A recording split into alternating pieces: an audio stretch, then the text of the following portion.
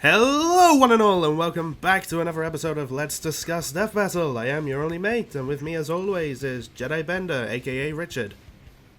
I'm a floating eyeball with a halo and wings and a bazooka, because bazookas kick ass. Okay, that's a thing. And we also have Jaru. I mean, how am I supposed to follow up with that? Like, greetings, ladies and gentlemen. I'm Jaru J. How are y'all doing? And for the first time in a while, we have a guest with us, MLDKF. You can just call me Wolf or Swift. One or a main trick with a crown, maybe. Yeah, that works too. The man of many names. Or MLDKF, the Swift Wolf of the North Star. I'm going to call you that. Oh God, no! Don't make it any longer. My name, username's already off the streak for various reasons. Okay. All right. So, anyway, thanks for having me on already. Yeah. No problem. No problem. No, it's cool to have an OG Death Battle podcaster get onto our relatively young Death Battle podcast. Yes, Yeah. Absolutely.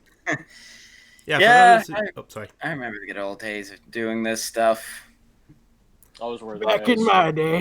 Back in my day, you youngsters are following in the footsteps I made for you. Well, if This we're is following in true. those footsteps, does that mean one of us is going to be on the research team at some point? I think it'll be Jaru. Oh, most definitely. We can get into all that stuff later because I'm sure some people are probably confused. Yes. Yeah.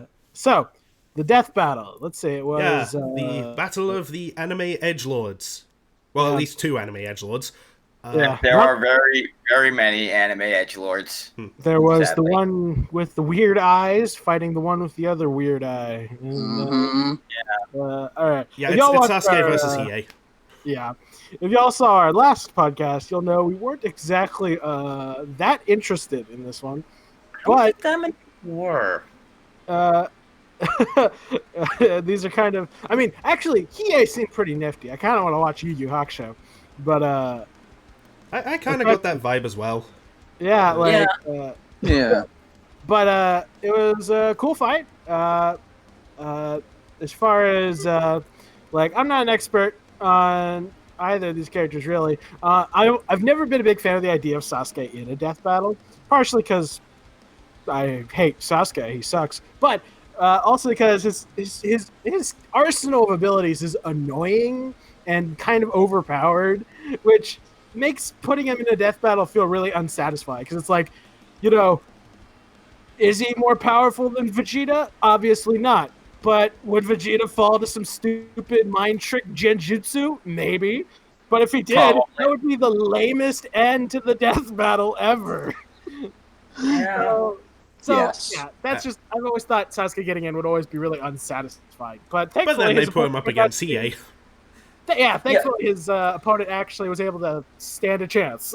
When I was researching like Hiei before the fight came out, I got onto the Yu Yu Hakusho wiki because of course I did.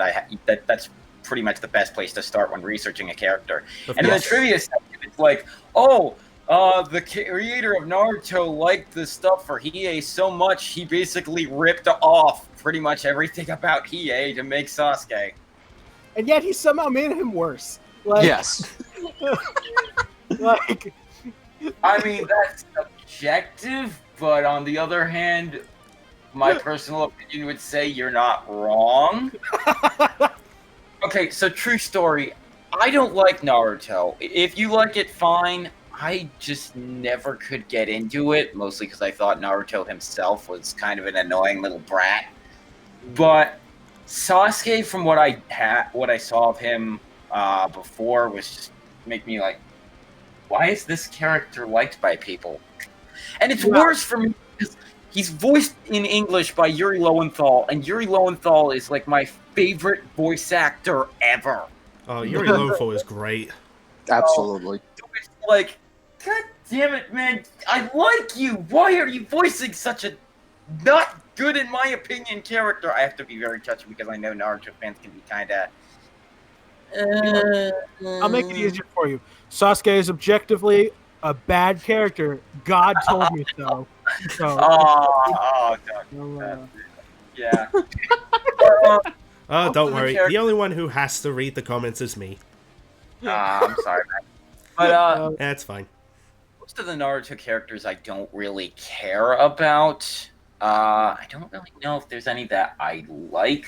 The most exposure, though, but that's from also limited exposure to the series.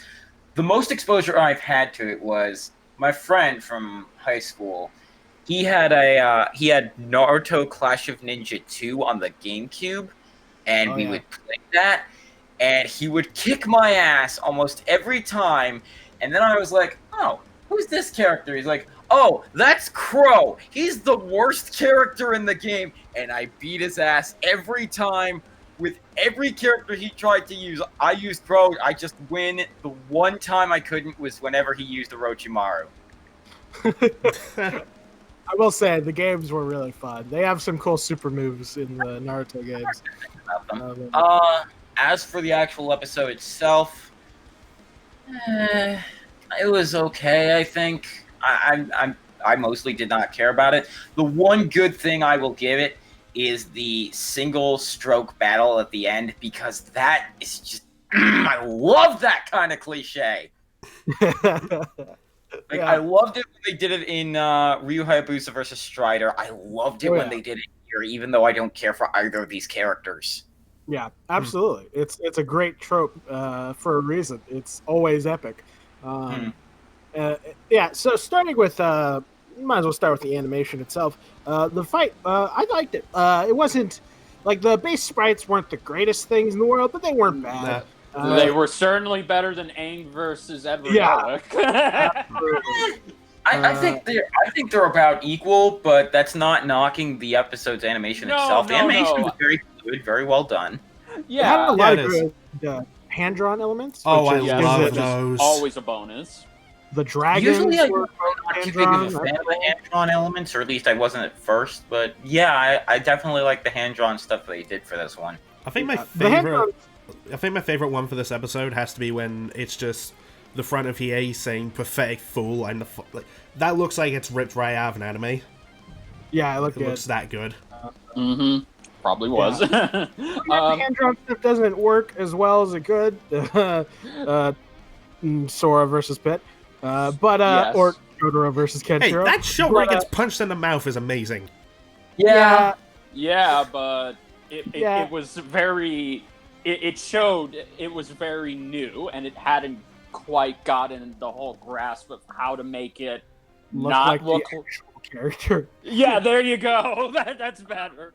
Oh yeah, so Sasuke versus Hiei, I enjoyed the hand-drawn elements. The fight choreography was fun. I will give Sasuke credit in one regard. His variety of his arsenal is very versatile, which makes his combat scenes entertaining. Teleportation. But one good thing I can give to Sasuke is that even though I hate him and I want to punch him in his face, the abilities that he has really make for great spectacles. Yeah. Oh yeah. Like him throwing the sword and then charging the Chidori and then teleporting to swap places with his sword and then catching the sword after stabbing it. Like that's just hype. Like you can't deny that. And then the rest of it, I'm glad that they got the Genjutsu out of the way early, just because that's the part I wasn't looking forward to. Me neither. Like, I think this is like we can kind of agree on this: is that any death battle that ends with, and then they got brain lobotomized with psychic powers is a lame ending. Like, No, it's like the lamest ending you could come up Well, with. I mean, you can work. It can be worked properly if done right. Yes. yeah, but it hasn't yet. No. Yeah, rip in peace, Shadow the Hedgehog. But yeah, no, He didn't die by mind screwing. He died by getting a spoon through his chest and then drowning from the water. and probably getting eaten by those piranhas. Yeah, Probably, those yeah. carbonates. Yeah, I was about to say. man, it's almost like they didn't like Shadow's character and wanted him to suffer or something. I know, right? Crazy. But yeah, great animation. I haven't had the chance to listen to the music by itself, but I thought I have. it seemed pretty good. It seemed pretty. Oh yeah, It's pretty. Music's pretty good. The voice acting is really good for both of them. yeah. Like I especially like Hiei's voice actor because I feel like I can hear Chuck Huber in him.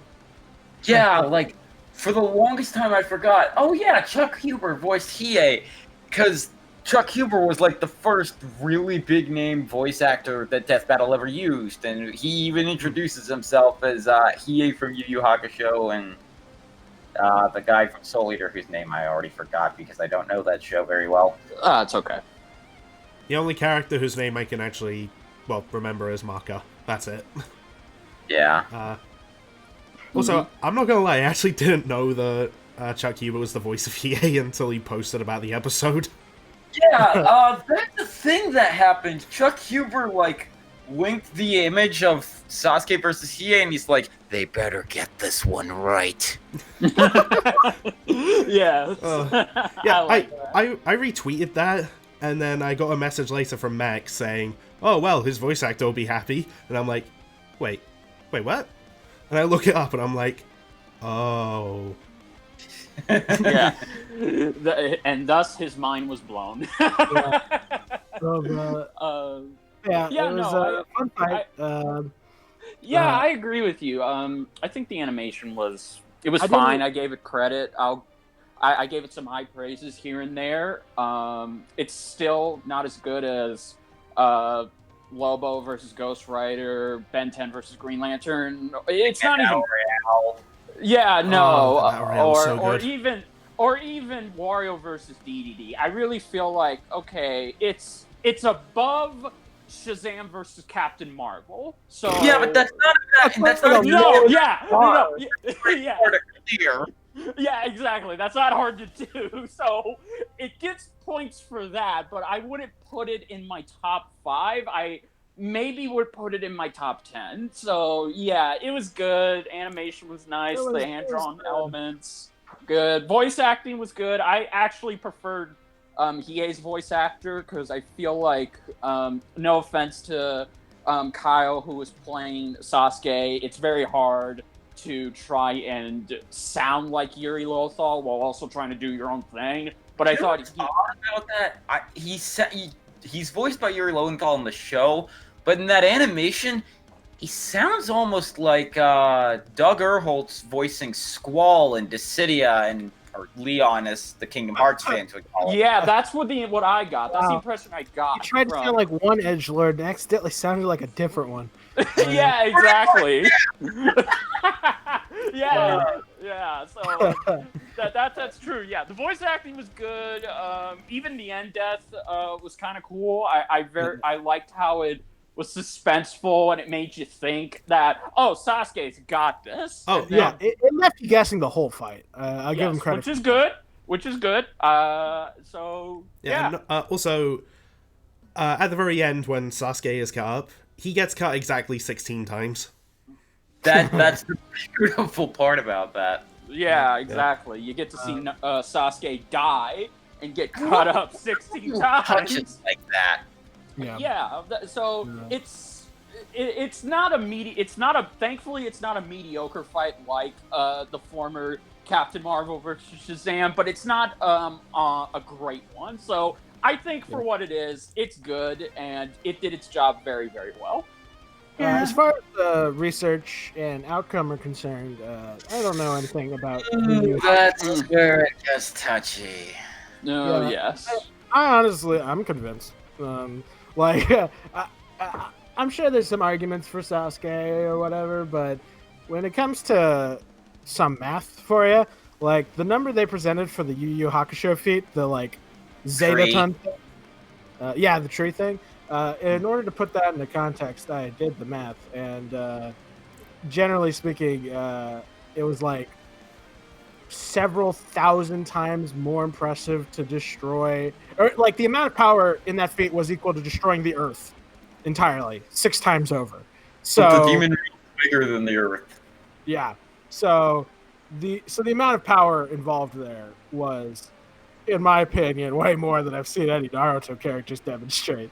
But I'm sure there's some people out there, and I've had people on my Twitter feed who are like saying how Naruto characters are planet level, and I've even had one guy who's been telling me how they're star level and blah blah blah.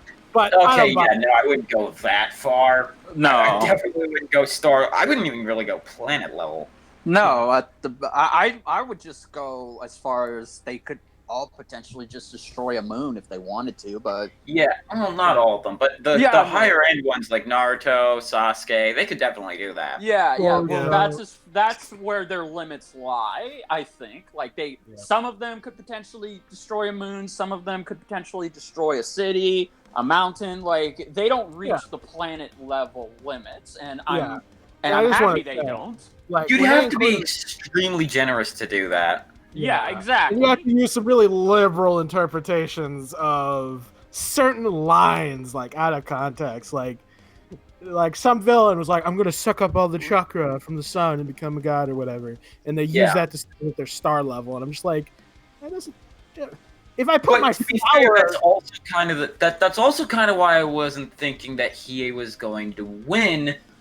Was Jaru, you and I are on a Discord with somebody who was basically saying, "Oh yeah, the demons from Yu Yu Hakusho have said they can destroy planets if they're like A-class demons, and Hiei is supposed to be like an S-class, so he could totally destroy the planet." And so I was like, they say that, but proof or it didn't happen.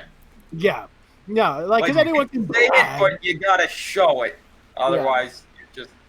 It's like none of these characters have actually destroyed a planet, so it's hard to back up that fact.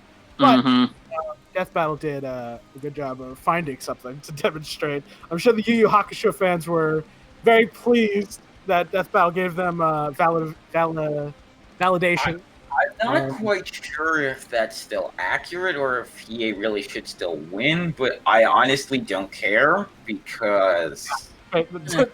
Who cares? It's Sasuke. Like, I don't care about this fight, and yeah, that's the thing. I was saying, like, on one hand, is it right? Don't know. On the other hand, fuck you, Sasuke. Yeah, exactly. I feel like if it was any other character, you would call that out extremely into question. But since it's a Naruto character, like, no, fuck it. Yeah.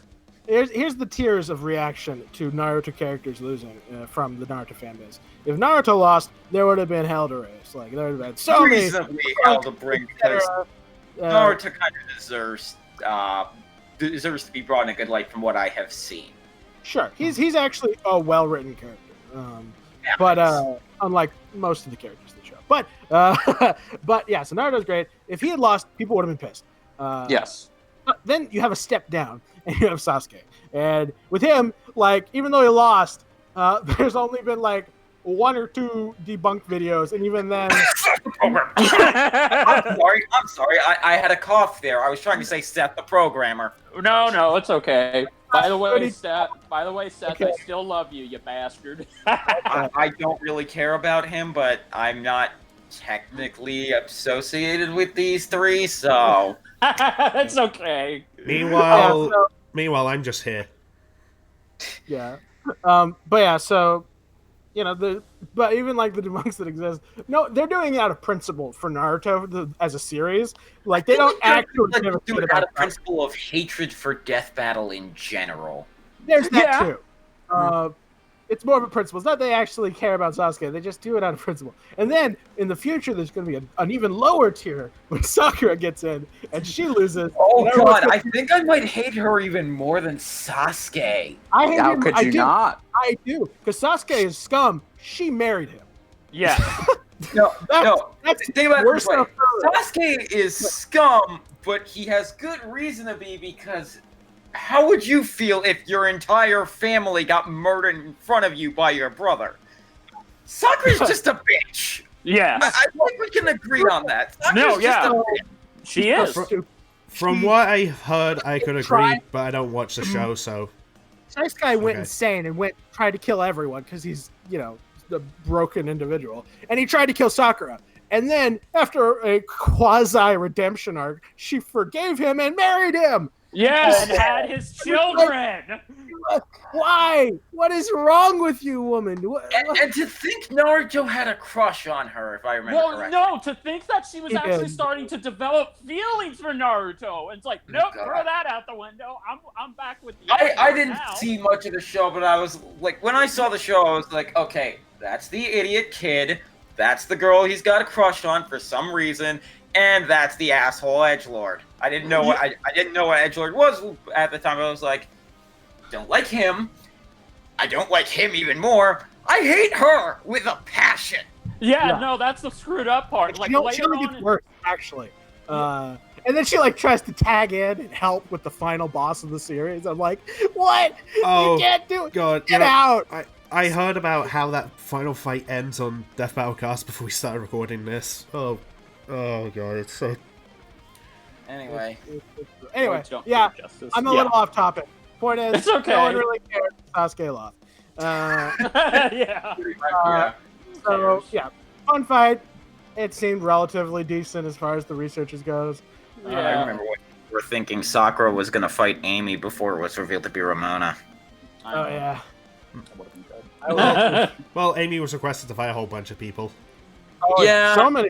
Actually ridiculous. Harley Quinn too. She's requested to fight literally. Sakura's got a ton of people that have been requested to fight her. And I hope she loses to each and every one of them. I do actually think she loses to most of them. So that's Oh, good. yes. Yes, it is. Anyways. Yeah. Anyway, Let's talk about something we're actually excited for. Oh, hell yes! Ganon versus Okay. Dracula. Woo! Yeah, the next Death Battle, Ganon versus Dracula. My man, Dracula. I finally in remember Death Battle. way back in the day. Tell There us. I go being an old man again. I remember back in the day when the research team actually did this fight because Dark Hyrule Lord was making a fan comic of it. I actually found the blog the other day. I couldn't find the comic, but I found the blog post the other day that they made. I recently went back and found the top 10 video they made, and this was number 1. Yeah, it was. I have to give some backstory because, like, since I'm the one with Ganon as his avatar picture. Yes. Yeah. Obviously, it's Wait, kind of that's obvious. you? No. Yeah, it's totally him and Yeah. not me. Yeah, exactly. So I'm a tiny bit invested in this fight. You could say. Just a tad. Tad.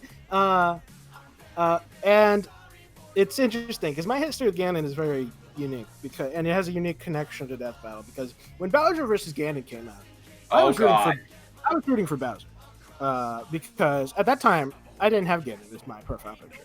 At that time, I wasn't even really doing predictions. I was like a young man on the internet, and when the Death Battle came out, I was rooting for Bowser mostly because it felt mean to kill Bowser. And so, but when I actually heard them describe Ganon, put it in terms, like they reshaped my view of Ganon with how much more, because I just thought of him as like gross pig wizard dude. Like I didn't really think much of him. And then once I learned more about it, they're the ones who inspired me to learn about the Zelda lore and to really get into it. And now he's one of my favorite characters of all time. Like in video games, outright, So what he's my you're favorite. saying is one of the worst death battles ever made actually helped you care about a character. Yes. That's actually like, really For cool. example, Beast vs. Goliath, complete trash death battle. But I watched Gargoyles because of that death battle, and I love the Gargoyles. So I am appreciative of that death battle existing. So, I'm Times. super. I know a couple people that became My Little Pony fans because of Starscream versus Rainbow Dash. And I'm one of them. I actually did watch not all of My Little Pony, but like Yeah, you never finished season 7, you bastard. Sorry, it wasn't for me. But Fair enough. I watched a fair amount of it in preparation for the Twilight Sparkle versus Raven. Death Battle, and so like it's a good show. I would show it to my kids. I would not I wouldn't. It's not quite. It doesn't quite hook me personally, but it teaches you to be a good person, which is something I think most people still need to learn. So So I would true. highly recommend it. But yeah, but back to Ganon, and so I would say I'm an expert on most characters. I'm an expert on Ganon. And so most of this podcast is going to be explaining to everyone who underestimates my boy About how he's still not going to win. Shut up. He is going to not. All right, here's the thing. I'm not a Dracula expert, so if you want to believe Dracula can win, or he will win, or should win, or whatever, fine. He's definitely going. Are you freaking kidding me? I'm okay. I love Ganondorf. Ganondorf is my favorite villain ever, and Zelda is my favorite video game franchise ever. So I want Ganondorf to win, but oh god, that is such a as much as this death battle is awesome, and as much as I've wanted it for a while, Dracula just obliterates him. Are you kidding me? People are legitimately arguing that Dracula might be multiversal level, and there's actually evidence to back it up. Okay. I'm not convinced. I'm not going to say anything because I'm also on the prediction blog for that. But Very nice. yeah, I'm not convinced Dracula's always cracked up to be. I read through some of his stuff. He's been killed by some pretty weak ass shit. So I'm not super convinced that he's this amazing super duper dude that people think he is. But I'm not really going to talk about Dracula too much. I'm just going to talk about how Ganon is way more powerful than people realize. I'll give you he's more powerful than people realize, because I think some people kind of there's an odd mix of people that overestimate Zelda, and there's also this odd mix of people that underestimate it. I find that a lot of people just wanted Bowser to win and thus shit on Zelda more than it deserved. So let me start by dismissing a few arguments I saw during the Bowser versus Ganon fight that people started lobbying. For one, they mentioned how Ganon could cast death curses, and then people were like, actually, Goma killed the Deku Tree, not Ganondorf, and that is incorrect.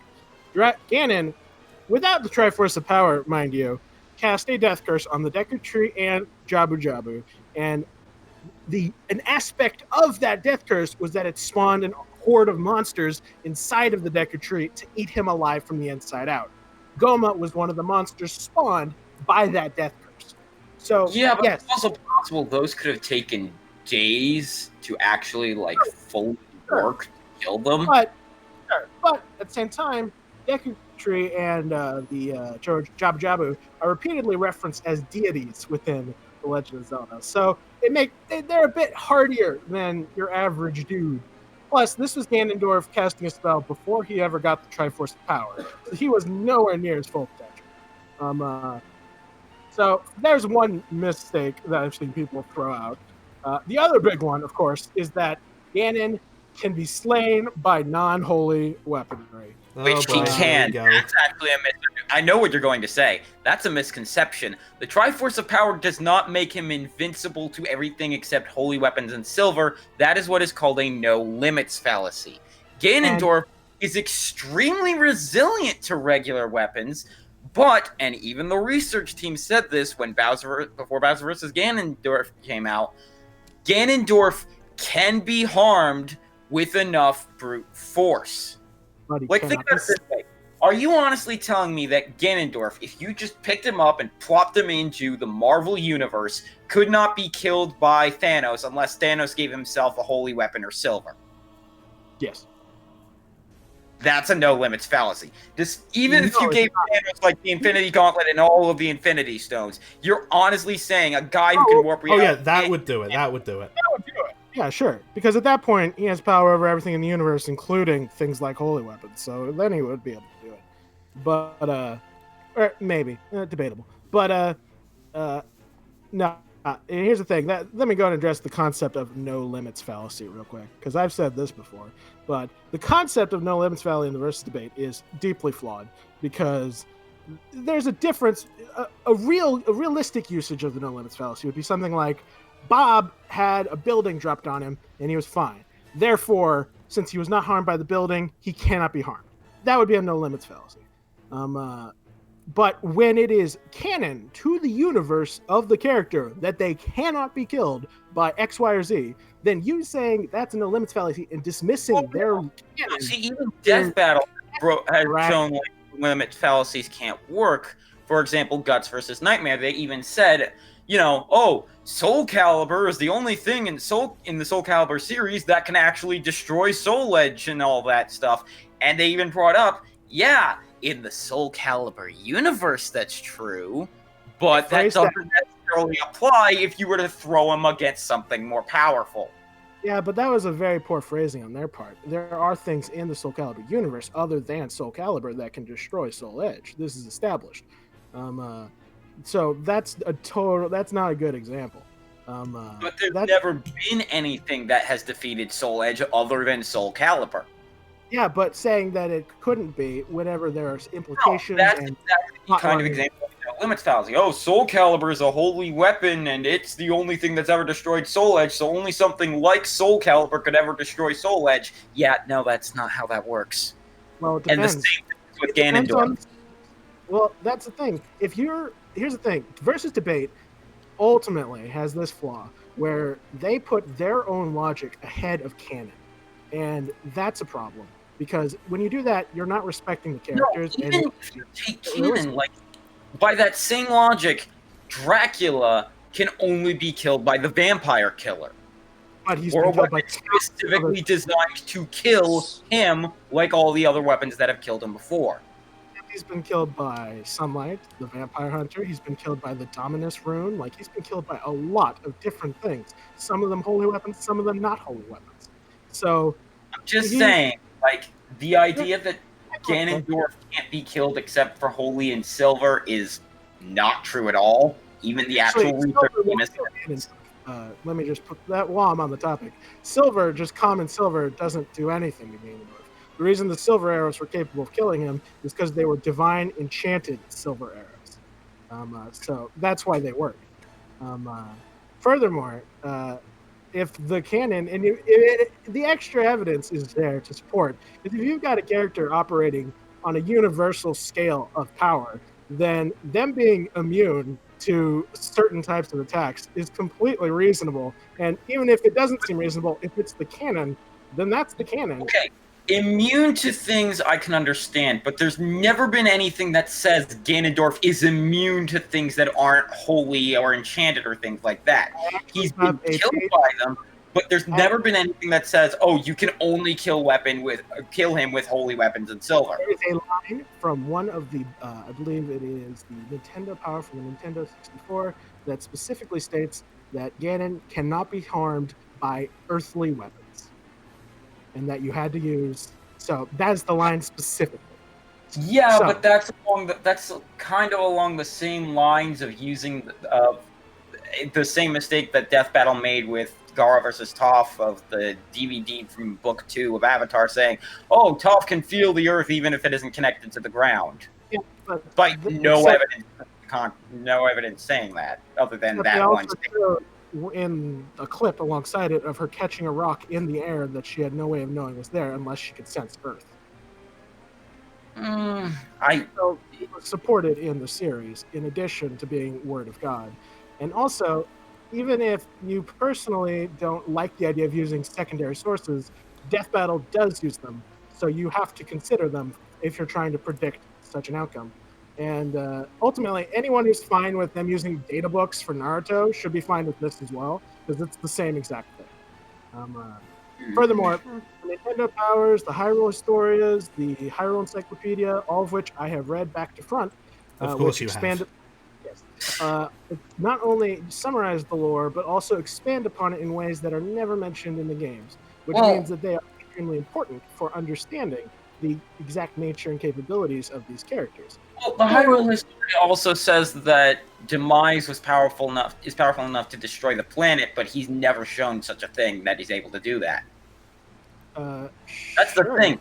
It's the same argument that I was talking about with people having with Hiei, is that you can't just say, oh, this book says this, so therefore it must be true without any sort of evidence.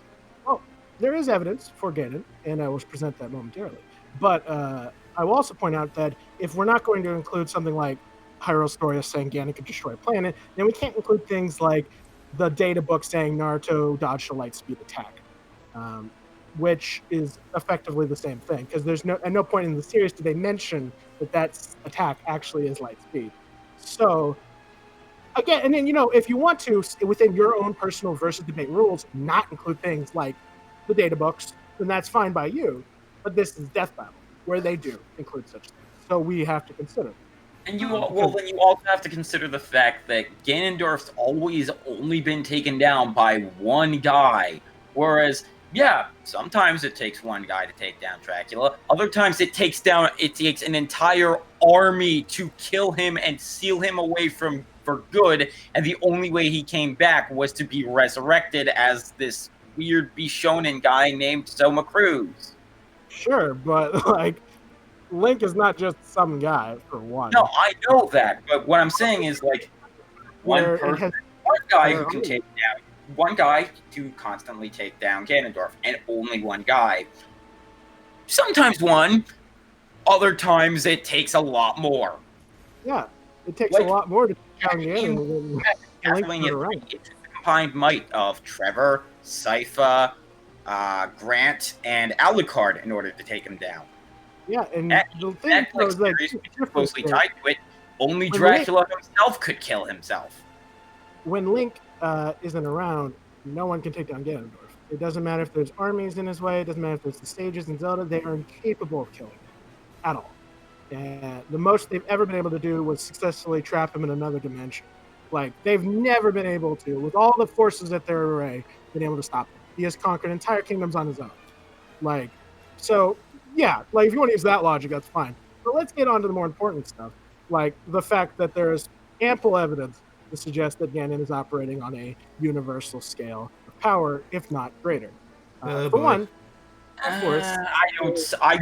The only people I can see in the Zelda series that could possibly be considered universal are the golden goddesses that created the world and the Triforce. Well, here's the thing. In the Hyrule Encyclopedia, they state specifically that the Triforce is omnipotent because also, they say it's omnipotent many times, but also it's specifically omnipotent because it contains the power of the golden goddesses themselves. This meaning that the Triforce is actually on the level of the golden goddesses. Not really, though, because in that case, it says specifically in Ocarina of Time that they left behind a piece of their power, not all of their power, just a piece of their power. So if I say, that's my lock hair and put it on an ant, does that mean an ant is as powerful as I am because it has a piece of me?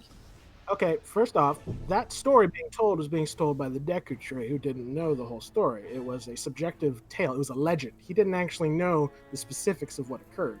But you said that he was a deity, so he should be able to know that stuff. And it's stated repeatedly throughout the series. Oh. Except actual Hyrule Historia or the Hyrule Encyclopedia, which is the most recent addition to the canon and is objective rather than passing down the legend. This is Jaru. I don't mean to interrupt, but for some reason you kind of got muffled there. I don't know if that's just on my end. Oh my god, you hear it too? Yeah, I was gonna say I'm not trying to stop you from making your argument, Jaru. I'm just saying you're kind of having technical problems, and it's kind of hard to hear what you're saying. Gotcha. Can you hear me? Hello? Yes, now I can hear you properly. Anyway, go ahead. But whereas, so the Deku Tree is passing down a legend. He wasn't there when it was created, and he doesn't understand necessarily an objective truth of how it occurred. Whereas in the Hyrule Encyclopedia, it is an objective telling from a external viewpoint. And there's evidence to back up that it is on the level of the Golden Goddesses, because it was actually the Triforce was able to create another Triforce in A Link Between Worlds. And the only entities in the entire series who have proven capable of creating Triforces are the Golden Goddesses and the Triforce itself. But that's only if you have all three pieces, and even then, again, There's arguments of Dracula being multiversal, not universal, multiversal, as in he can smash multiple universes. I'm not here to talk about Dracula. I'm here to explain the Ganon. I don't have enough research into Dracula to dismiss these claims, but I am going to prove, like, here's the thing. I'm not bothered by people saying Dracula should win. What I'm bothered by is people not respecting and doing research properly to understand who Ganon is and what he can do. That's what bothers me. So that's what I'm fixing. I know that feeling, honestly. Yeah. So Understandable. I'm just saying, like, I got you. I don't even think Ganondorf. I will say, you can argue planet level Ganondorf. Oh, I'm gonna argue a bit more. There's more. I'll give you the benefit of the doubt and say planet level Ganondorf. Okay, fine, sure. But universal, no. I think that's I will change your mind by the end of this argument. So we've established that the Triforce as a complete object is omnipotent. It is operating on a universal scale, and this is the consistent description of it within the series. Now, there has been an occasion where the Triforce was wished upon, which it can do, to destroy Ganon or destroy Demise, and it failed. It destroyed him, but it was unable to annihilate him completely. So that is a universal item failing to kill the Demise, the source of all evil. So that shows that he's already a universal level durability without actually owning any piece of the Triforce. Furthermore, the piece that he actually holds is the best piece because it represents the power of Din herself, the goddess of power. And since she created the universe, that means she created the very concept of power in the Zelda universe, and that is what Ganon wields. So that's further backing up of his already insane scaling. But there is further evidence that lesser characters in the Legend of Zelda series are already operating on a universal scale. For example, Majora's Mask from the... if you say what I think you're going to say, I'm going to... All right. Go ahead. So most people, when they think of Majora's Mask, they think, oh, moon level, because obviously. But, or maybe they'll say, well, when you go inside the moon, you can see a sun, therefore he's star level. Stuff like that. Was that what you're thinking I was going to say? Yes, because I've seen that argument on Versus Battle Wiki, and I looked at that and I said, the hell are you talking about? That's not how that works. Sure. Thankfully, that's not the argument I'm making today. I'm making a far grander argument. You see, in the Hyrule Encyclopedia, they reveal a pretty big lore bomb for the Majora's Mask game. Specifically, that the entire universe of Termina was created by Majora's Mask the moment the Skull Kid put it on. It was created as a warped reflection of his memories, and it ceased to exist after the Majora's Mask was killed. When Link left, that universe disappeared. And as you... Hold on. Let me check this. Not the Hyrule story, it's the Hyrule Encyclopedia. I can send you a link if you like. Send you a link. Get it. Puns. Ugh. I know it might be downstairs. I don't want to go down there and check right now. I'll send you a link in a minute. But whenever you're looking up into the night sky of Termina, you can see countless stars as well as the sun. So there is a very real argument that Majora's Mask was operating on a universal scale of power, and it was slayed by an inferior version of the Hero of Time, the same hero who Ganon successfully killed in one of the timelines, implying that Ganon is significantly more powerful than Majora, who is, therefore, universal. Ergo, multiversal. No. First of all, the idea that he's slain a person that's stronger that's considered universal, therefore multiversal, is wrong. That's not how that works. That's saying, I destroyed somebody that can destroy a city, therefore I'm country level. Sure, that doesn't work. It is established that by proving that Majora is from the series that Ganon, the same universe as Ganon, and Demise was described as being the source of all evil, the greatest of all evils, Majora is inherently inferior to Demise by the nature of the series in general. So, and secondly, my other problem is that a lot of times other sources confirm conflict with that by saying, "Oh no, Termina was a thing that already existed before the Skull Kid put it on." Sure, but those were older interpretations, whereas the Hyrule Encyclopedia is the most recent interpretation, and this is the newest one. This is them revealing the nature of Termina. I'm still not sold. I'm Well- really not. Well, that's ultimately on you, because that's official description. That's canon, written by the creator of the series. Again, look, Jaru, if I really wanted to, I would agree with you. Like, I do kind of want to agree with you. The issue is that I've seen so much evidence against it that it doesn't work. Well, it doesn't. Well, the lore of what Majora's Mask was always, and what Termina was always very abstract and never concrete. And they specifically went out of their way to not confirm or deny the nature of that reality. But No, it's not that. It's that I've not seen any other kind of evidence that sounds like an outlier, is the thing. But I've just listed the evidence.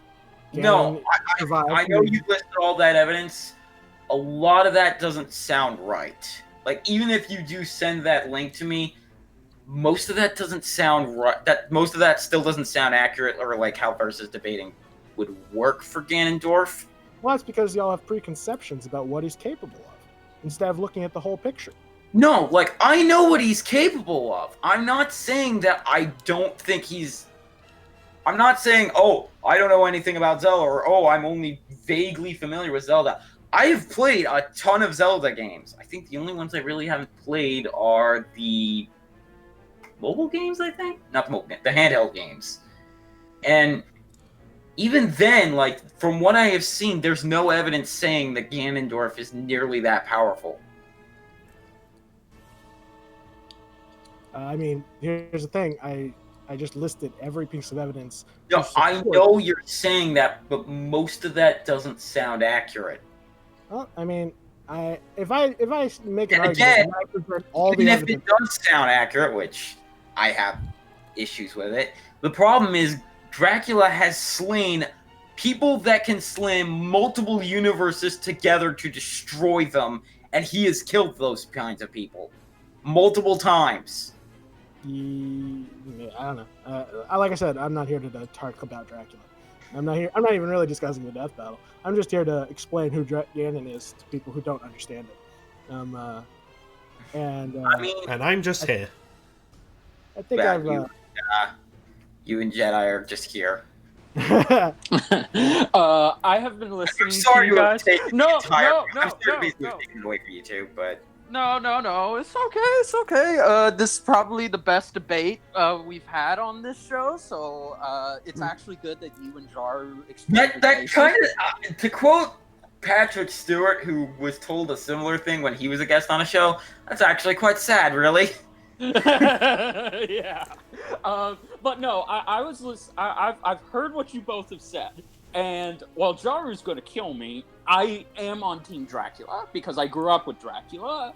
like I said, I don't care about Dracula. I know you don't. I know, but You just want to talk about Ganondorf stuff. I think you're gonna like Dracula by the time you're done with this, because I'm gonna say this now.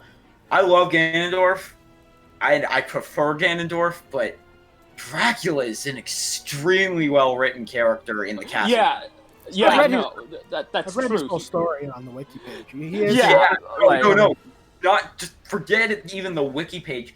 Just looking into like the actual cutscenes and all the other stuff, like the full scale of what he's gone through. What is a man?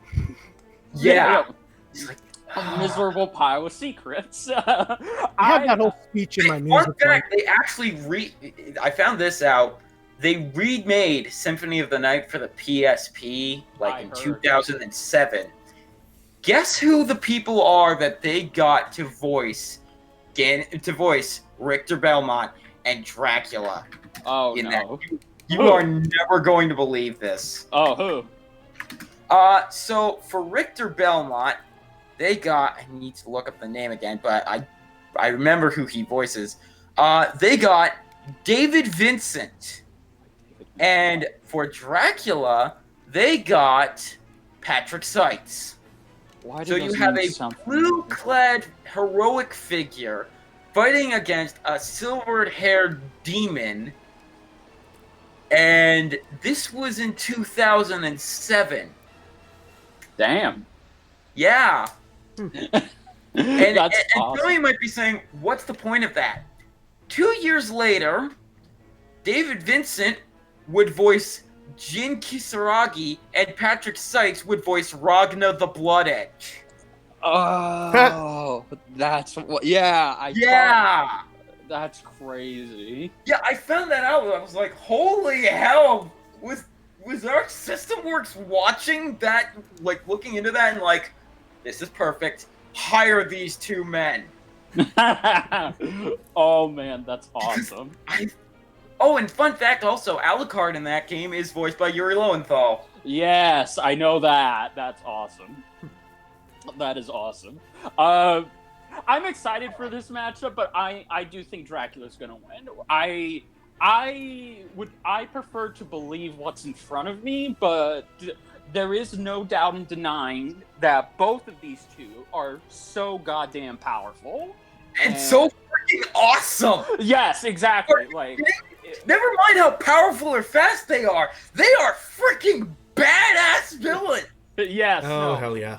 Dracula, okay, I was always a fan of the movies Dracula, but I loved fighting Castlevania Dracula. But if it wasn't for the Netflix series making Dracula such a tragic character, Netflix series, I honestly think, is the best version of Dracula. From it the is. series. Yes, no, I absolutely. might get some people who are huge Castlevania fans that are gonna kill me, but I think Netflix Dracula is like the best Dracula has ever been in terms of just writing. Yes, no, absolutely. I completely agree with you. So because of that, I'm gonna go with Dracula. I do think Dracula will be able to find a way to defeat Ganondorf and match his power. So yeah, that's just me though. So +2, it's a 3D fucking fight, and I love 3D fights. And It's not just a animated 3D fight. Yeah. It's an made by SFM. the Smash Academia people. Yes, and Devil Artemis, which I love Devil Artemis. He's a great talent, so It's having also the him on... first death battle that is being animated in SFM, aka Yes. Film. Yes, Yep, yes. and from the GIF that Ben posted, oh, it looks so good. It does, yeah. Okay, I'm not sure if this is if I'm the only person out there who has this No, go problem. ahead. Every time I try to see a GIF that Ben posts of like, here's a preview of what we're gonna be of what's gonna be in the fight, I can never play it. It just pauses on me, like on the very first frame, or it's just a black screen. I've been getting that on Twitter sometimes too. It's weird. I have never gotten that. If I can brag about it. I will. But I'm loving the animation and the fact that Stephen Kelly, who played the Ghost Rider in The Rider vs. Lobo, is coming back to play Dracula. I think that's a perfect choice. That's a wonderful choice. Yes, Like, exactly. Just hearing the clips, I like how they make Ganondorf and Dracula sound in that fight. Yes. Yes. Oh, yeah. And coming off of the Dragonzord versus Mechagodzilla, now I could have another contender for my favorite 3D fight of the season. So we'll have to wait and see. I mean, you don't really have much. It doesn't really have that much competition. I mean, No. Dragonzord versus Mechagodzilla. The only other two 3D fights are Black Widow versus Widowmaker and Weiss versus Mitsuru. Yes. Yeah, that's not very impressive. That's not a lot of competition. Not that Dragonzord versus Mechagodzilla isn't already awesome, but No. Yes. Absolutely. Yeah, but it's not like it's no Goku versus Superman or Thanos versus Darkseid or Optimus Prime versus Gundam. Like it's not top tier. It's No. good, but not the best. Well, here's hoping that Dracula versus Ganondorf can be the best. Hope so. I mean, I it hope has so. Ganon in it, so it's already better than anything else in the season. Yeah, it's got Dracula. I've been waiting so many fucking years for Dracula to get into death battle, and finally they chose I didn't think they would do Ganondorf versus Dracula. In fact, I had also I had proposed a possible idea of like, well, if they're not going to bring back Ganondorf because of everything that happened with Bowser versus Ganon, at the very least, maybe have Dracula versus Dimitri from Darkstalkers. Yes. That would be awesome. So, yeah. Yeah. Plus, the other great thing about this fight, it's the closest thing we're going to get to a Halloween episode. Yes! Oh, man! Oh, that's awesome. Yes, it's like this could this could be considered their first Halloween-esque episode. Well, I don't know. I mean, it depends on how you see Ultron versus Sigma. In a way. That's true. But, like, their only other real, like, horror or horror-themed episodes didn't come out in October, because the only other ones they had were Leon versus Frank and Carnage versus Lucy. Yes, those should have been October fights, in my opinion. Heck, but Joker versus Sweet Tooth could have been an October fight. yes, it That could have. But we're finally getting a Halloween. I guess you could say a proper Halloween special, yeah. Yes, exactly. So hopefully, if this does well, maybe they'll do better with it next year. Maybe we'll finally get some popular Halloween requests. Do any better than what they're already doing? Well, the episode doesn't come out yet. That's not really fair, but I'm already expecting things from it. But I'm expecting it too. Oh, this episode should be so hyped. Yes, it is. Maxed out already. Yes, absolutely. I've not been this hyped for a fight in such a long ass time. Yes, agreed. Oh yeah. No, I haven't cared this much about a death battle in several seasons. Yes, me neither. So it's nice. Yeah, absolutely. No matter what happens, like with the outcome, I'm just happy I'm finally going to get a good death battle featuring Ganon. Yeah, as opposed to. I was so disappointed. Oh god, Bowser versus Ganondorf. Like, to get like a topic we'll get to later, Bowser versus Ganon is like very close to being my least favorite episode ever.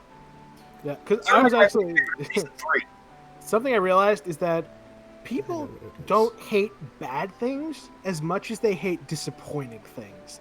Like, when looking at Bowser versus Ganon, like, it's not the worst death battle ever made, like, objectively, like, when looking at the animation quality compared to some other fights. But when you're expecting the greatest fucking thing in the world, and then you get mediocrity, it's very disappointing. Mm-hmm. That's the thing. A lot of people want to say when it comes to Season 3 fights, oh, Deadpool versus Pinkie Pie was worse. Not really. Well, it depends, because for me, it's like, was trying to be something unique. No, for me, like, with Deadpool versus Pinkie Pie, I went into it hating it. I hated the idea. I hated just I hated the matchup idea. I hated why they were doing it. So I had extremely low expectations. But Bowser versus Ganon, I was expecting good things, and then it just nosedived. Yeah, like it was so mediocre. It was just the most mediocre. Not even mediocre. It's worse than mediocre. Yeah, it's not amazing. No. In any sense. But yep, that's why I'm all the more excited for Ganon versus Dracula. Yeah. Yeah, I'm excited for it too. Absolutely. Here's hoping the hype is worth it. Oh yeah. Absolutely. I hope so. Hey, I'm on Team Ganon. I want him to win, whether or not he does. As long as the fight's cool, that's all I ask for. Indeed. And as long as the argument is satisfying. Like, I don't honestly care who wins, but like if Dracula wins, they better give me a damn good explanation. Like, they're gonna give you one.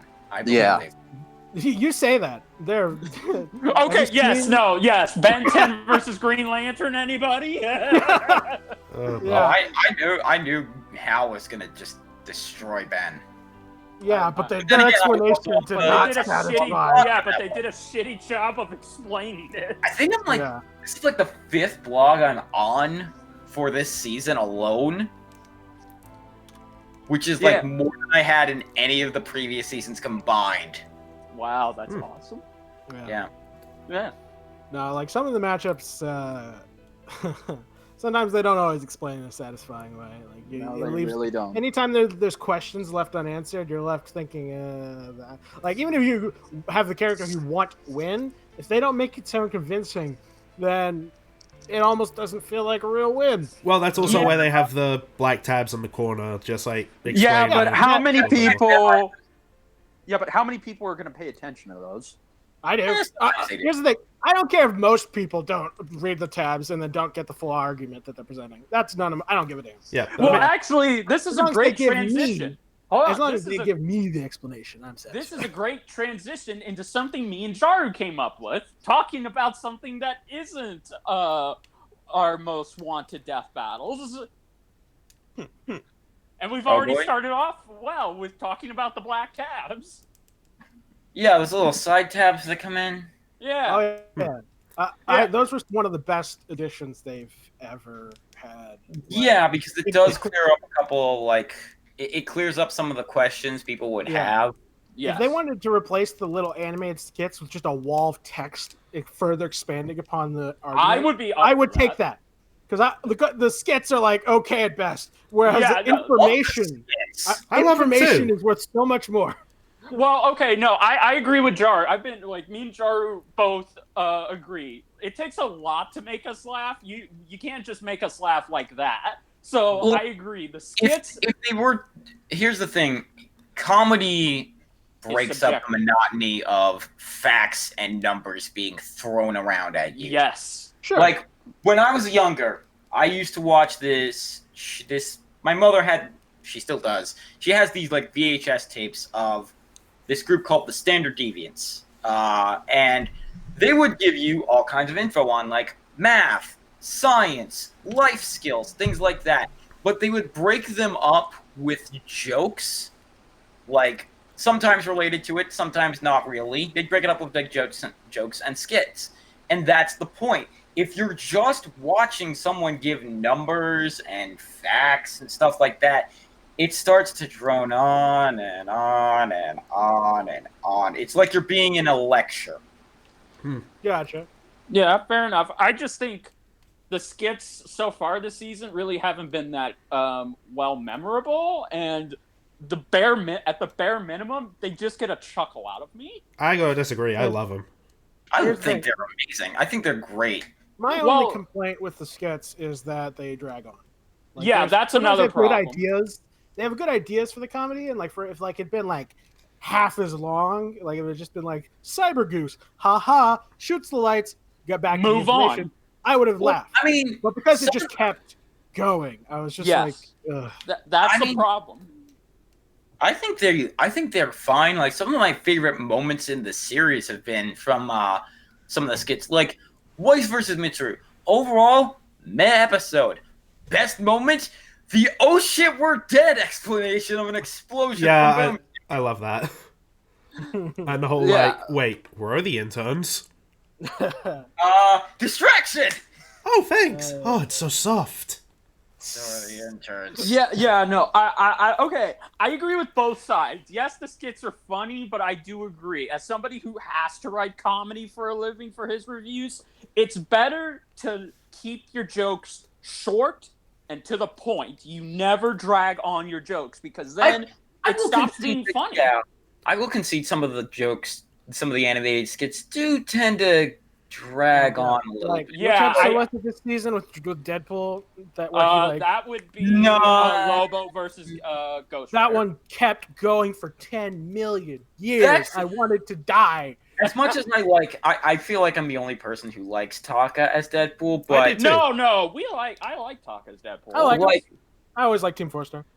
Like from season after his first appearance, with the brief exception of his cameo in the actual Thanos versus Darkseid fight, Deadpool's not really hit any sort of like funny marks for me. No. Well, they're bringing him in exclusively because they're friends with the voice actor who played. Yeah, exactly. Which again, that's a whole other argument where I don't actually find their writing for Deadpool to be very in character. It's just him being a goofball and them trying to make something he says funny. So yeah, I completely agree with that. I think the other thing I will also say with the skits is that it actually makes you feel like this isn't just two disembodied voices talking to you from the ethereal plane. The characters are like actual people in a way, even though they're animated. Yes, and it was great that they chose to give them actual visuals to instead of letting us.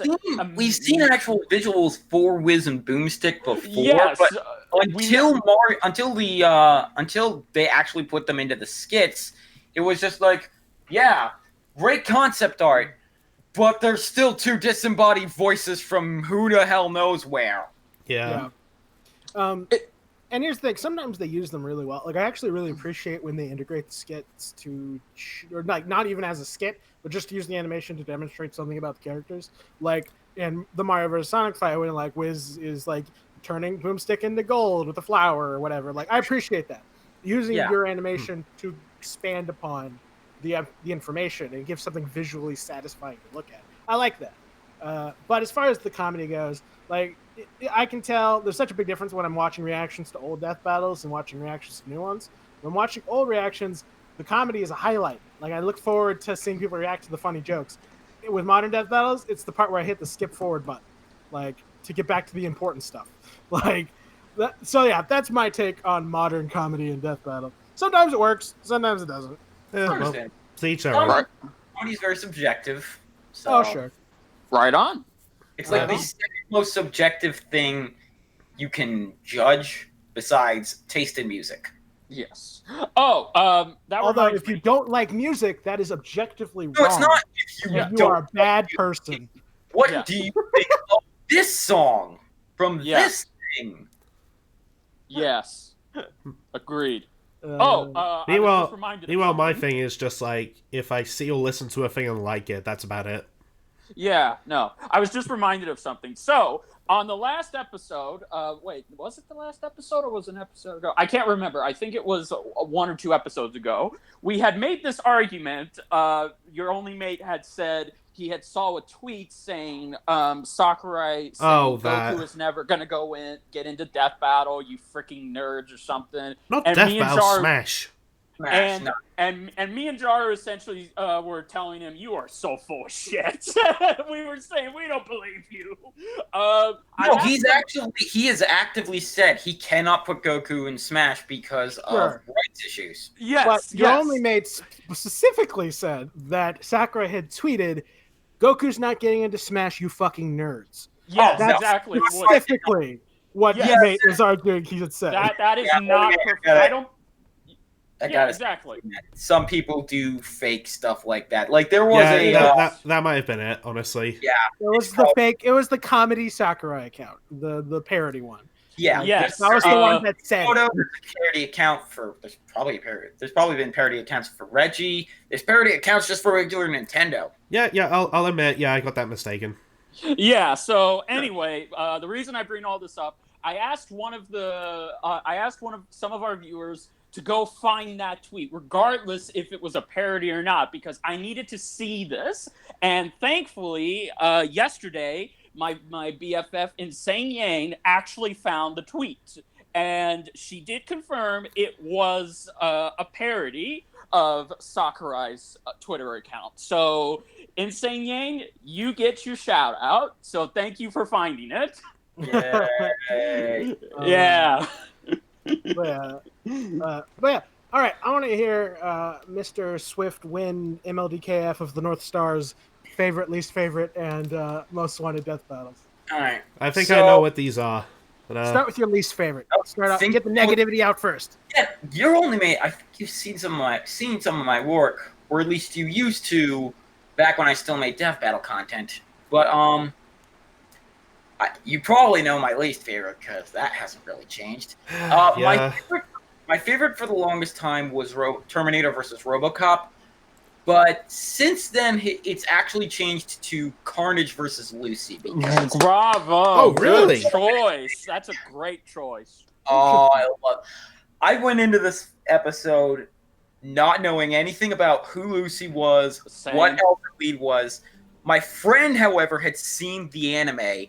And he told me like some of the stuff about it. I was like, there's no way this woman can lose. And also, I feel really bad for this poor character, all the shit she's gone through in her life. Yes, agreed. Yeah. And on top of that, the animation is really well done. The voice acting, I think isn't that Chris Guerrero doing the voice for Carnage? Yes, it is. Yep. I remember them saying in the behind-the-scenes stuff of, like, all the extra like monstery gurgling noises he was making, and they were thinking, is this guy actually a monster or something? Yeah, I remember that. And they That played was- like a clip of him doing it on Twitter. Chorus of Carnage is one of the best songs they've done for the Yeah. series. Yes, think- no. The only song I think that might be better than it is Wings of Iron. Absolutely. That's a pretty good song. yes. And like the jokes are really well done, the research is amazingly well done. Everything is just so well put together. It's like, Actually, Carnage once got hit by a sentry, so he's universal. So actually, the research was completely wrong. No, I agree. as for least favorite, some of you probably already know the answer. Do. I hate saying this. I don't like talking about this episode, but It's okay. Uh, It's all right. Say it again. Yang versus Tifa. Uh, Oh boy. I've pretty much just stopped caring about this episode. Anytime someone brings it up, I just want to move on. you've reached that final stage of grief. Yes. Pretty much. I've already basically given every single ounce of hate I can to it. It's basically just become apathy at this point. Okay. Gotcha. Because I actually, if you feel unsatisfied with Tifa's analysis, I actually posted a video not too long ago on my channel giving a feat analysis for Tifa. You're not the only person who did that kind of thing. So I have my own YouTube channel. Yay, we all have YouTube channels. Yes. I did definitely my most popular video on there is top 32 season 2 death battle episodes. Also, I've already announced this, but I will be making episodes for seasons 3, 4, 5, and 6.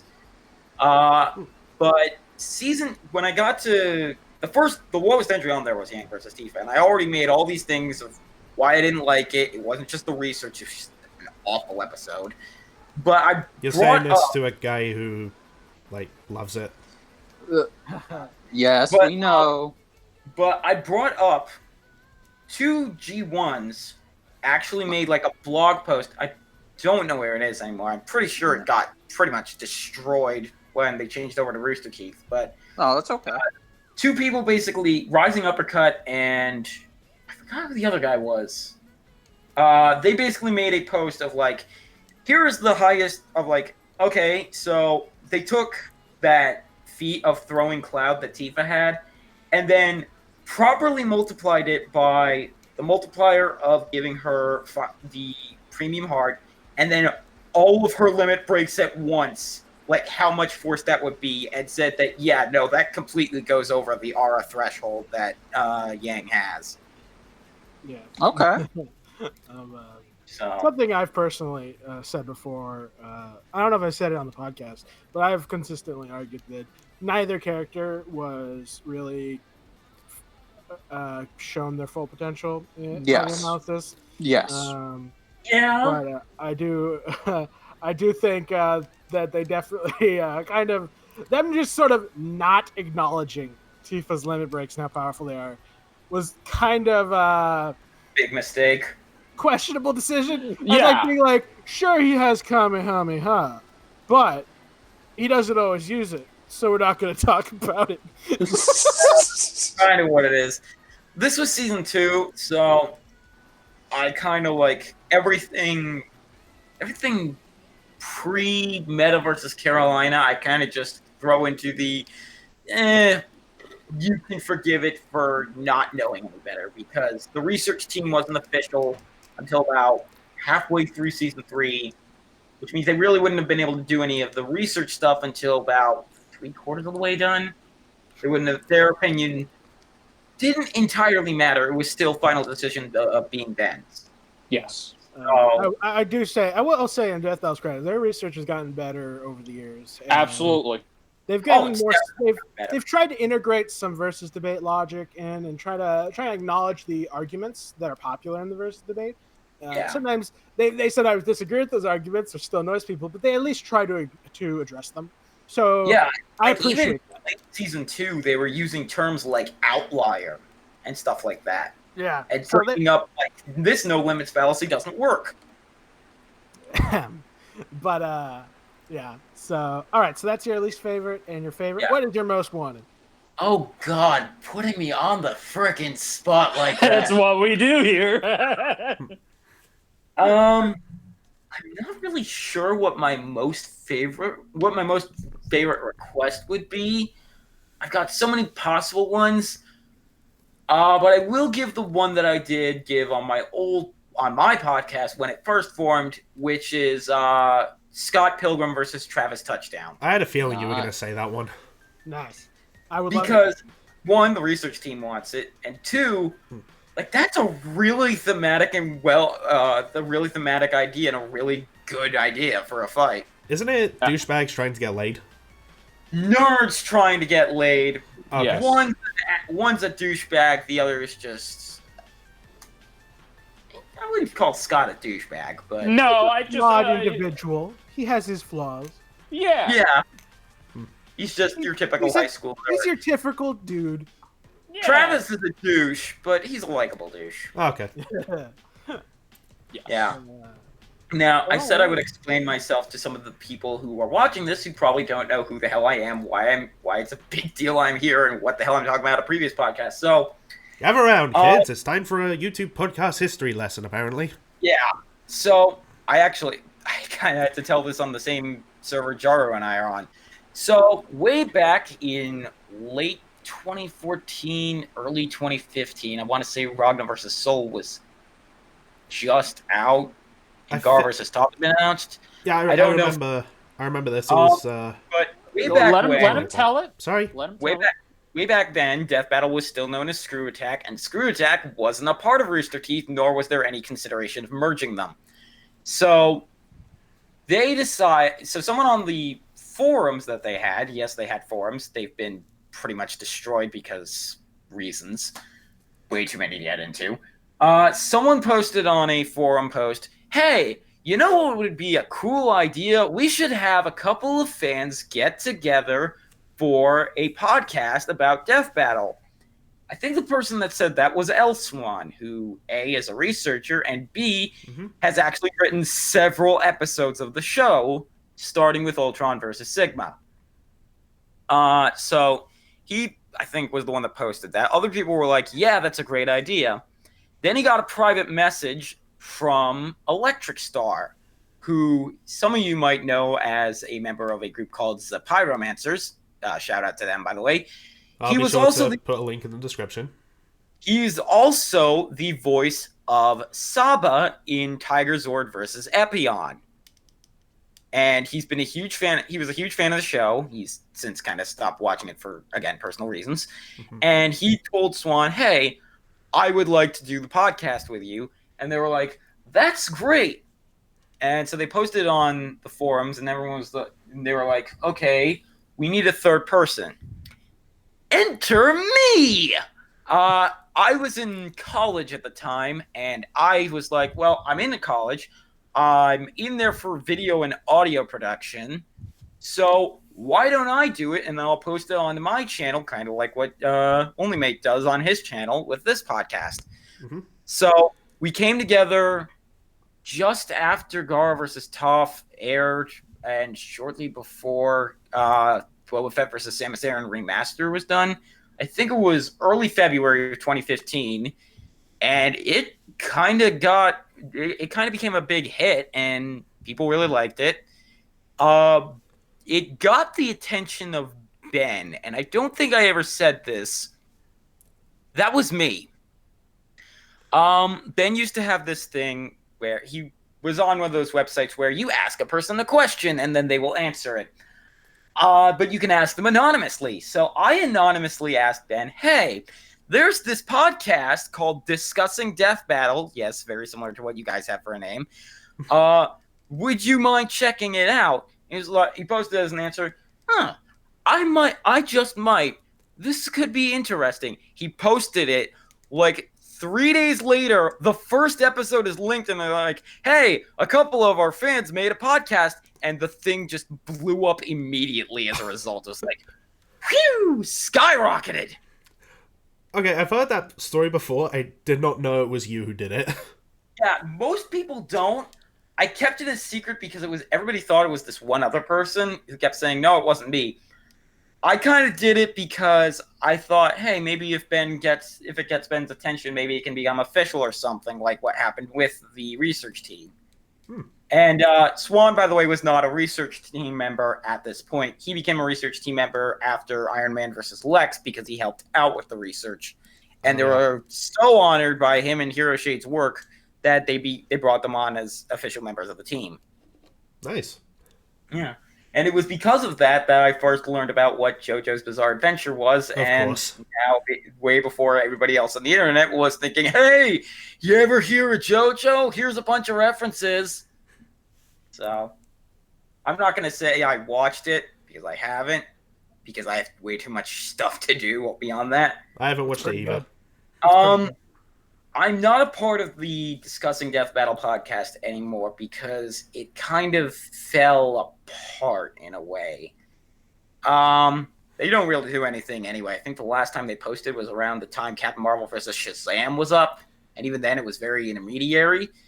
But what happened was after the research team became official, Swan left because he wasn't allowed to be a part of fan projects anymore. Probably, I'm guessing because of full screens rule or something, where if you're going to be an actual official member, you can't be part of fan stuff. And then Star left following Tracer versus Scout, and then the stress was kind of on me because I was the only person left besides the person that Swan got to replace him. We had a rotating third cast member. Third cast member kind of became official, and then everything else I started not enjoying being a part of the podcast anymore, so I just left on my own to do my own stuff. Oh. So, yeah. Well, I don't really talk about them much because there was a lot of behind-the-scenes drama. I don't really want to get into it, but that's part of the reason why I was falling out of love with the idea of doing the podcast with those guys still. So, yeah, yeah, it's unfortunate. Yeah, it happens. Yeah. Well, we're glad you could be on with us today. Yeah. I got at the beginning of the year, someone was talking about the old podcast, and someone brought to my attention, hey, Wolf, someone made a new podcast. I was like, wait, what? They did? And they were like, yeah, it's called Let's Discuss Death Battle or something. I was like, huh, okay. I looked it up. I found it, and I posted on the first episode. I don't know if you guys saw the comment, but I saw it. Yeah, I was like, and a podcast where you guys are discussing Death Battle? Huh. I'm just trying to be clever. Well, Copyrighted. yes. You know what they say, imitation is the greatest form of flattery. Yeah, but that's my bad attempt at a bridge cell.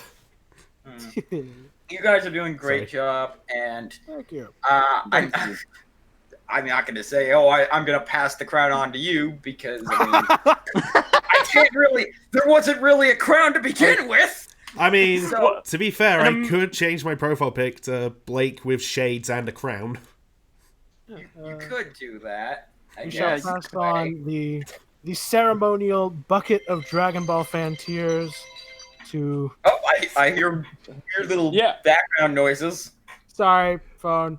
I thought that was someone like, that's a great idea, or something like that coming in. But yeah. Ooh, man. Kind of totally off topic, but how hyped are y'all for Goku vs. Superman 3 at the end of the season? No. I'm very hyped for it. Okay. To give some context, we were talking privately about predictions for the season finale. One of mine is, Goku vs. Superman 3. And the reason why, it's because the season finale marks the 10th anniversary of No, it doesn't. Oh, I thought it does. No, that's next year. Death Battle's first episode came out December of 2010. I know, because it was while I was in high school and I just gotten my laptop. I don't use a laptop anymore. I use an actual desktop, but still. Nice. Oh, okay, fair enough. That's the thing. I came into this fandom just after Rogue vs. Wonder Woman was released, actually.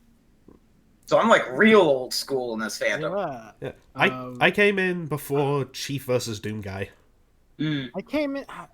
I came in around that era. I don't exactly remember which episode was out at the time. I want to say this was. It was before Mario vs. Sonic came out. I think that's all I remember, though.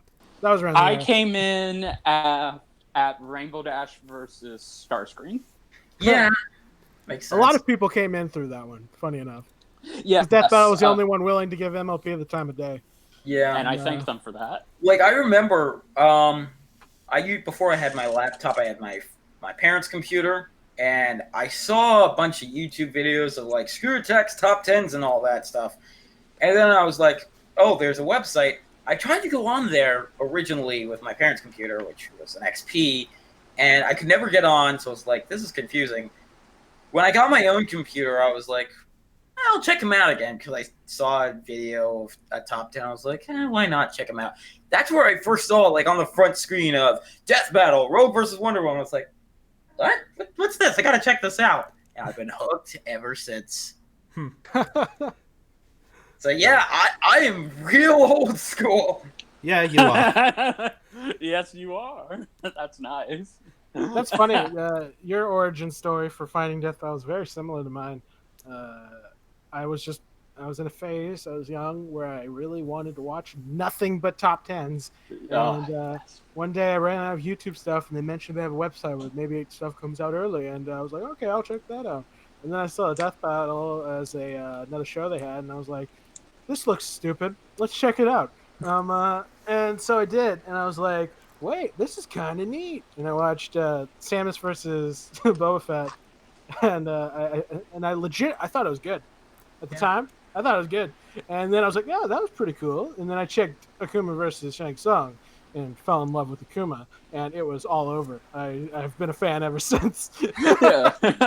My origin on how I got into that, it's a little weird because I was still in high school, and I was obsessed with YouTube. I've been obsessed with YouTube ever since it was born. Back in my day when YouTube didn't copyright claim or block. Okay, or at this point, we've said that so much. I feel like I should title this episode "Back in My Day."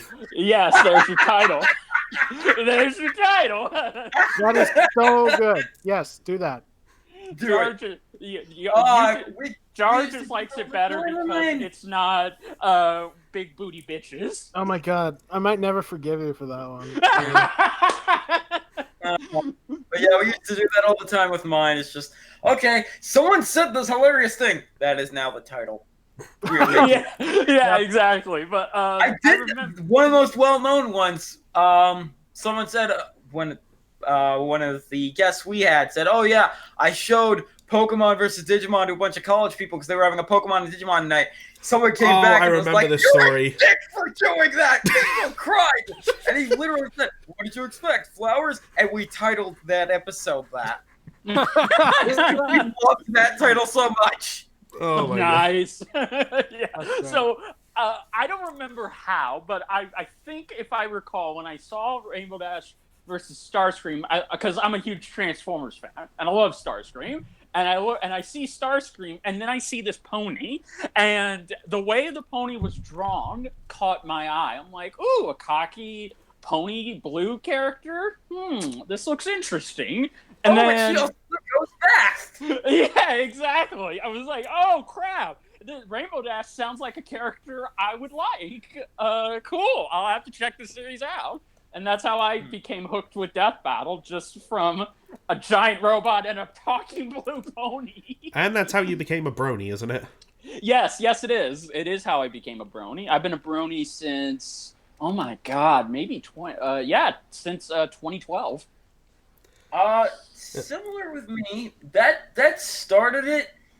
I think what probably got me really hooked on the idea was a friend of a Let's Player that I watch.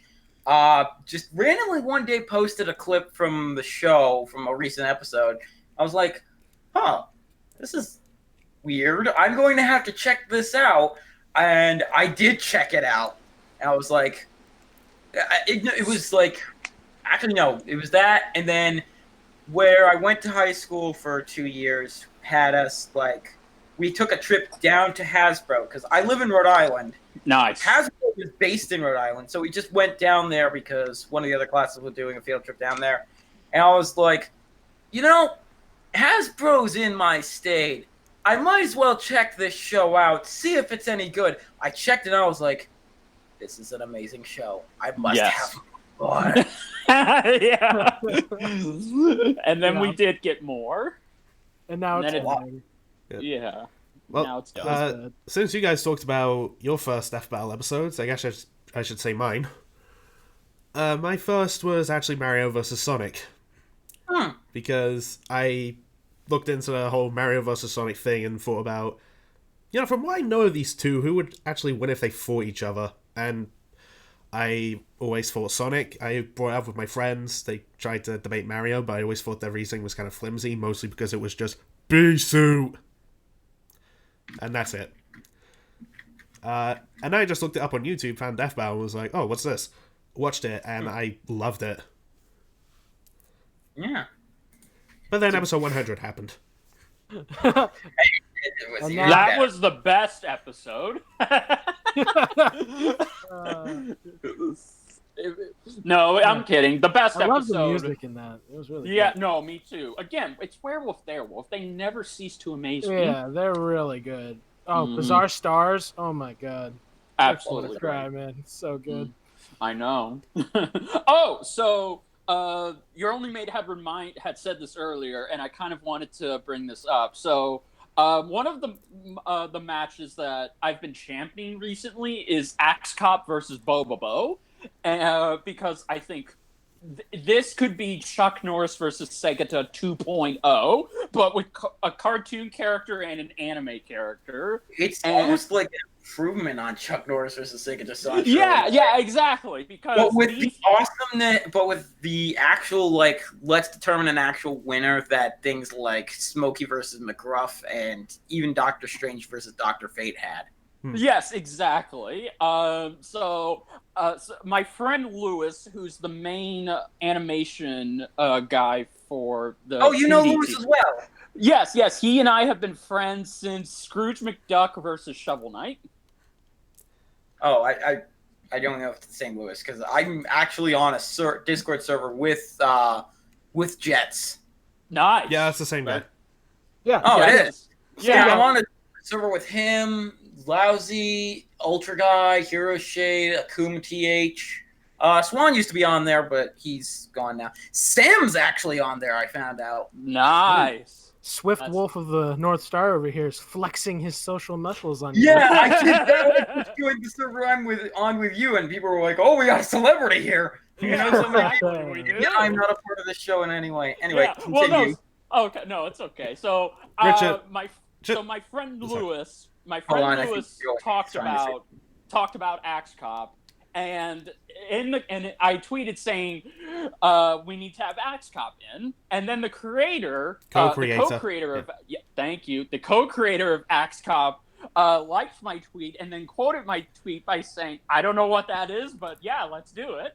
So the co-creator wants Axe Cop in Death Battle. That's amazing.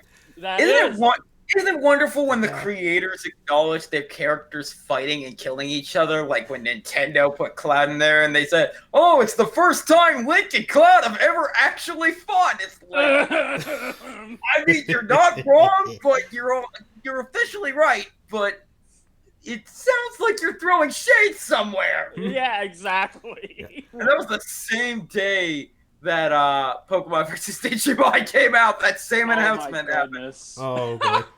That's crazy. Actually, Richard, you might not know about this, but they mentioned that on Death Battle Cast. Wait, what did they mention? The Axe Cop thing.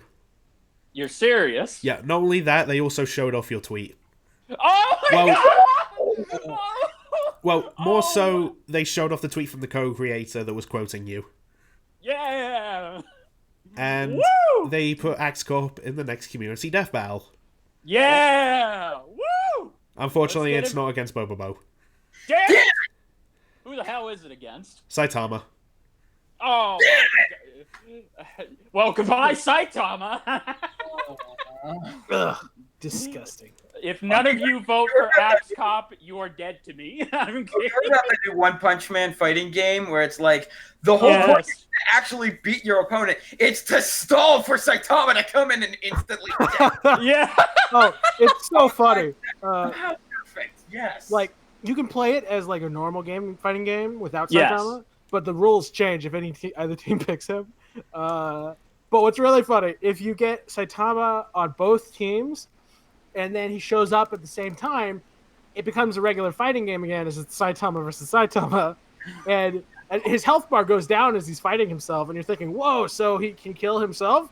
But then when you actually lower his health bar to 0, he doesn't get KO'd. He just goes, oh no, there's a sale, and leaves. I saw that. I'm like, perfect. I'm like, they could have just had him get KO'd or this and that, but I'm like, no, they obviously know that people want that. They obviously know they have to keep the humor from the show. Yeah, so it's having so him just say, sale! yeah, exactly. There's a sale. We're having a sale. A Saitama fighting himself sale. Oh my god. The robbery sale. Yes. Oh my god. One of his like EX moves or super moves or whatever is literally like titled like, oh god, a sale, and it has him like punch you while making a face. Yeah, like, it's the same. Yeah, Carnage Kabuto. Yeah, it's there super you funny. go. Yes. And it's hilarious. It's so funny because he has an entire kit, like an entire he has all these different highs and lows and EXs and super moves, but all of them, from the weakest to the most powerful, will one shot any other character. That probably got picked up. That's awesome. It's pretty funny. That's awesome. I have. Yeah. Humor at that. Oh yeah. It's Absolutely. great. It's awesome. And the writer is really good too. Like he like makes the characters overpowered, so there's no real conflict, and then just makes it about who they are as people. And it's just like, wow, this is like the complete opposite of shonen. like where the characters have no personality. They're just meatheads who need to get stronger. And so yeah, I like One Punch Man. Look at his personality. He likes food. Yeah. Yeah, that's a good personality trait to have. Well, I mean, it's a good personality trait to have if you can, exercise every day all the time. Yeah, I don't like food. I'm gonna starve myself forever. I think we've been getting it all wrong. Sasuke is not a boring character. He does have a personality. It's just a boring one. Yeah. Oh my god, that edgy AF line that they played for him whenever they finished his analysis. It's just like, I will kill your entire family, and it's just like, oh my god. He's such a meme. No, that's somebody of him getting choked. Exactly. I love that meme. Yes. They use two different memes that are long since dead, but we don't care. It was okay. That was funny. That was really funny. That was a case of them doing some comedy that I really thought was funny. Yes. Oh man. Oh my god. Oh, and I love that meme, like Brock holding up Sasuke by the throat, like from Pokemon, and just it's just like all these. It's Dracula. Only it's Dracula doing it to Sasuke. Oh. Ganondorf choking out Sasuke. No, he does have the flame choke as a side B. It's funnier when they're not intimidating though, like Kirby choking Sasuke. Yeah, or like this one. Or like this one I saw of Blake just with a massive smile on her face doing it. Oh man, but yeah. Oh man, so let's see, man. We've talked about a lot of things. Yeah. Also, I may have to wrap up soon because it's getting late. We have been going for over 2 hours, so. No, not quite. You got a lot of stuff you're gonna have to edit there. I consider that a challenge. Too. And just full disclaimer, so that way no one gets the wrong ideas. It's it got a little heavy there when we were debating Ganon and Dracula, but it's all in good fun. I'm also just Ganon, really. Yeah, it's like ultimately it's just fiction. We're all having fun. As long as we're having fun, there's no hard feelings. That's what Death Battle is. It's fan fiction. Absolutely. Good stuff. And, Yeah. and please do not mistake us. We really all do fucking hate Sasuke. Yeah, no. I thought you were gonna say. I want to hear I'm neutral. I thought you were gonna say don't mistake us. You're joking about Dracula versus Ganon. They must really actually like Sasuke. No. If you think that, fuck off. Yeah, Oh, exactly. I thought you were gonna say like, please don't mistake us. No matter how critical we get, we really do love Death Battle. No, we actually just really hate Sasuke. I don't want anyone to get any misconceptions. Yeah. Kill Sasuke. Thank you. Yes. If you learned anything from any of us from today, Sasuke sucks. Yes, he does. Absolutely. Ignore everything else we've said. Just remember, Sasuke is awful and nobody likes him. Yes. And if you think you like him, you are wrong. And now he's dead. Yay! Yay. Rip that guy. Now I have to watch Yu Yu Hakusho just out of respect for Yes. what the service they've done Fair enough. to Fair my enough. life. I got a lot of stuff I have to do, so I don't have time to watch it. Yes. Alrighty then. Well, I guess we should Okay. sign off. Thank you for having me on here. Oh, No, well, thanks It's no an for absolute problem. pleasure. this has been That's the on. first And like real debate we've ever had on this show. Yes, thank you so much. If everybody likes if everybody thought you were an awesome guest, then we may bring you back because that is something we tend to do a lot. well, I would love that and also if Travis versus Scott happens. Oh yeah, Oh, definitely. Yes, absolutely. yes. Or if Yes. another Final Fantasy character gets in, because that's my second favorite franchise of all time. Oh yes, You're there. absolutely. Just give us a message. We'll happily get you Oh, guys definitely. It was a lot of Yes. fun. And if it happens, was. I might become a permanent member. I can't wait for Why not? Squall to get Yes, in. I become permanent and take over your show. Well, the It's like- joke's it's like on you because My show is dead, so I must now find another to take it over, and I will. well, the joke's on you, MLDKF. I don't even run this show. I'm not even. It's okay. It's like that scene from You'll Avengers. have to take it from my cold, dead British hands. Aren't you British already cold? I kid. Yes. It's like that scene from Avengers where it's like, where it's Bruce Banner being like, "That's my secret. Nobody runs this show." Yes. Nobody runs this show. It is age. There is no one in the caboose of this train. Like no one has. We don't know where we're going. Yes. So Like the tunnel scene from Willy Wonka. Oh God. man. All right then. Well, I'm Anyway. gonna go ahead and sign off first because I'm the important one here. Oh. Feels bad, man. Contact you to get on the show. Oh, thank you. True.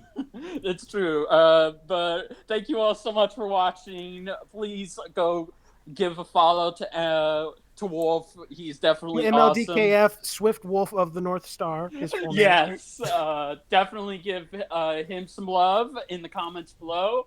And before I sign my outro, I'm gonna plug something. Tune in very soon for a spinoff of the Nerd Bender podcast featuring myself, Duo Dreamer, Drunk FX, and Ivan, where we talk about another versus show that nobody's talked about, Superpower You're Beatdown. on 2 different podcasts at once. Yeah, well, He's I've in like actually 7 different podcasts. dude. yes, He's I've been like- on. So I've am been I, on actually. Yeah. Wow. I'm the Yes. only one who's like, I want one podcast. That is it. Like I'm the only one.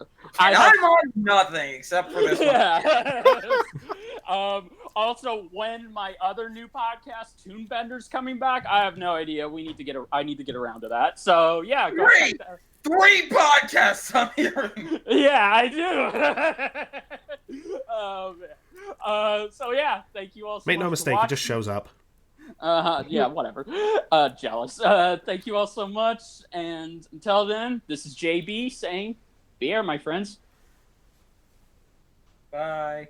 I forgot Jaru? my fucking intro. Outro. Like if you enjoyed the video, comment if you got something to say, subscribe if you want to see more, and as always, have a fantastic day. I was half expecting you to plug the tier list again. Oh, and I'll put my tier list in the subscription. Make your own Death Battle tier list. That'll be great. Nice going, mate. Good job, and that was to stay quiet about it. Mhm. As for me, sorry. If you enjoyed this video, like and subscribe. If you did not enjoy, like and subscribe. We will see you in the next one, and also a little plug since everyone else is doing this.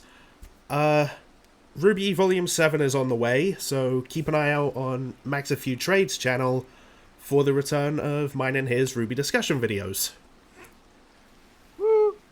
Do you guys want me to make one of these outro things? Sure. Go for ahead. it. Thanks for watching. Like and subscribe. Hit the bell. You know, all that other stuff. Check out the Pyromancers if you like Star's voice work that he did for Saba. Also, another plug. Check out the class-based league for Mega Man 8-Bit Deathmatch. A friend of mine is running it, and I'm on his team. Very cool. Awesome. All right. Bye.